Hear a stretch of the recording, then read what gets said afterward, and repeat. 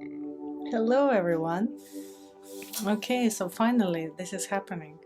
I've been thinking about doing a book review for a long time, and by doing this book review, I'm overcoming my little anxiety of, you know, being recorded, and obviously, this is going to be a public video, and B, just without any special preparation, just go with the flow, just the way it is, looking and sharing my views, which I wanted to share for a long time, on books that I read. Plus, that may help me in the future with as you know, I've recently qualified as a psychotherapist, and I'm still touching the ground, and hopefully we'll get to sharing more videos on psychotherapy, which is my passion as much as my yoga and art. Anyway, so let's go. So the book I'd like to talk about today is by Irvin Yalom, A Matter of Life and Death. Matter of Death and Life. Matter of Death and Life. So this book he wrote together with his partner, his wife, very long-term partner. And they wrote it together during the time when she was ill, and eventually she passed away, and he finished the book on his own. So this book addresses a lot of interesting topics, such as the existential anxiety, let's put it this way, or death anxiety. I particularly feel close to this theme myself, because I think I've encountered in my life a lot of that, particularly awareness that nothing really lasts in life, and everything ends eventually, and I came close to this idea at the early age of my life, and it still comes sometimes, and I still go for long walks, internally having internal dialogues on this topic. Or maybe it will inspire you to read this book. So right, so let's go. So first highlight I have: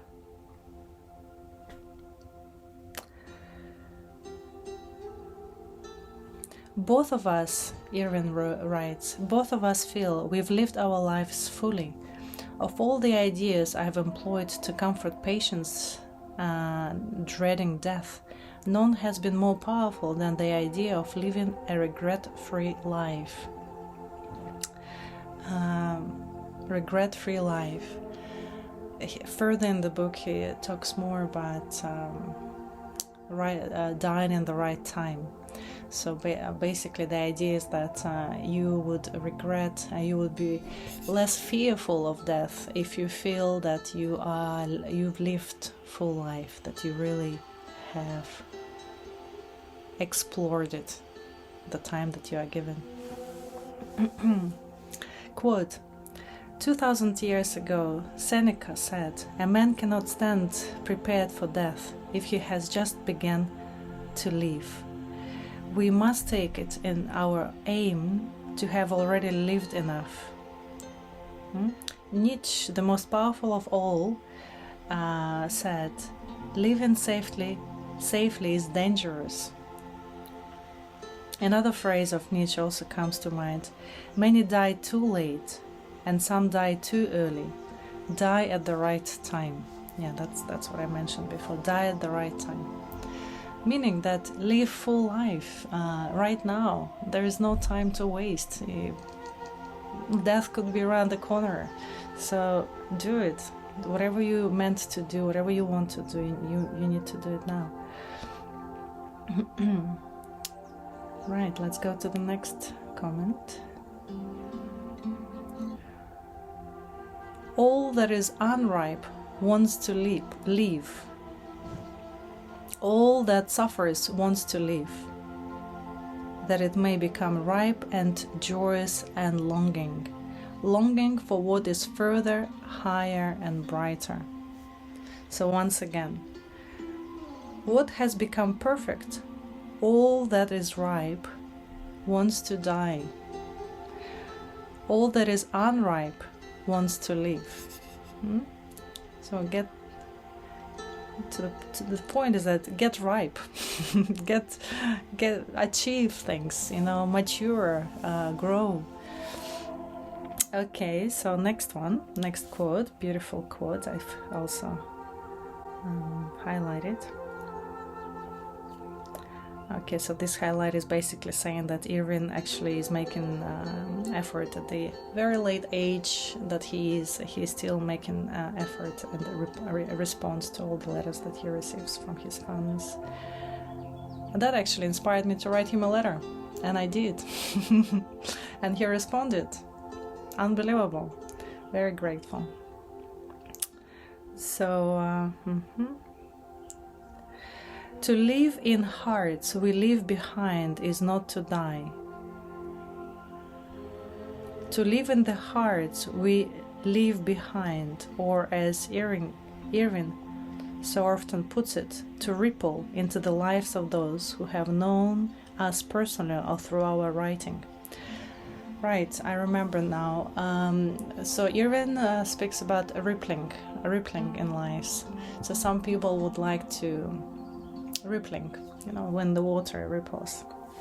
So some people would like to leave children, and they feel that this is their legacy. Some people want to leave some books or some information, some status, and that ripples through other people. So they remain eternal.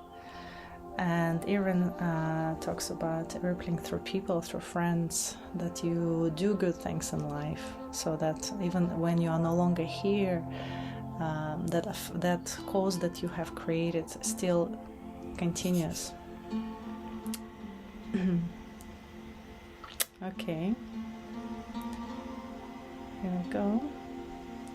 This is a beautiful phrase. I actually used to use it for myself even some time ago, many years ago maybe, when I felt that I needed some support. And I remember I used to repeat this phrase to myself. Apparently it's a Hebrew Bible says, it says, quote, yeah, though I walk through the valley of shadow of death, I fear no evil, for though light is with me. You can put it in any way you would like. It could be the light, it could be God for you, it could be just something positive. It could be nature, something you believe in. So the light of knowledge, the wisdom you choose. Let's go further. We should bless life and bask in the realness right now while it is still real. Okay. Milos Kundera.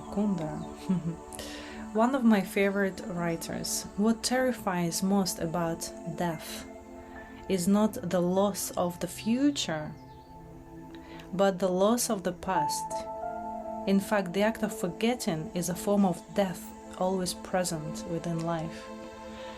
Very powerful. And it's true if you think about this. We are afraid of losing our memory of this life. Some of us anyways. So it's not the future, fear of the future, it's fear of losing the past. Okay. Let's go. He's talking about his past and his partner's past, and what the differences between them. Particularly, he's saying very interesting phrase, genesis of anxiety. So a story about our lives, a story that I believe sheds some light on the genesis of anxiety. And there he's talking about his past, where he grows his neighborhood and her neighborhood, and compares so their early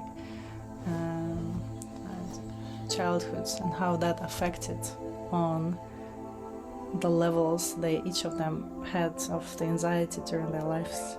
It's quite interesting. So basically, more unsettling childhood you have, more anxiety you are going to deal with throughout your life.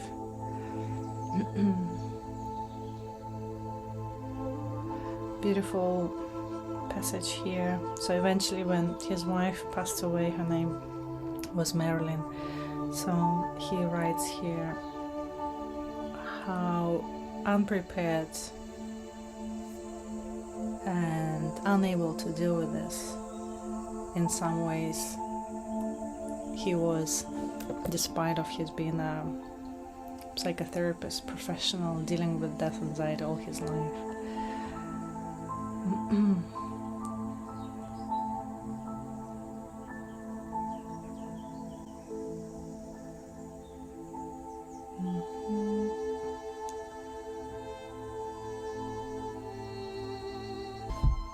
And in the end, he emphasizes he ends the book with absolutely amazing quotation, which I'm going to read. A passage by Sartre in his autobiography.